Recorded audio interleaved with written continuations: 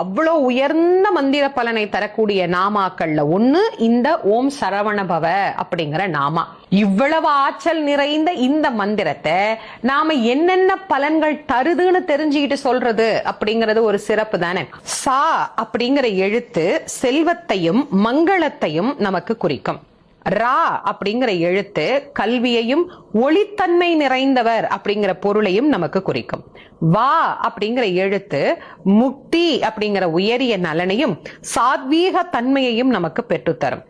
நா அப்படிங்கிற எழுத்து பகைமையை வெல்லும் திறனை நமக்கு ஏற்படுத்தும். பா அப்படிங்கிற எழுத்து காலனை ஜெயிக்க நமக்கு உதவும் தாரக எழுத்தாகவும் உதித்தவனாக, அதாவது இந்த உலகம் உய்ய உதித்த பெருமானாக நமக்கு விளங்கும் முருகனின் அருள் திறத்தை தருவதாகவும் அமையும்.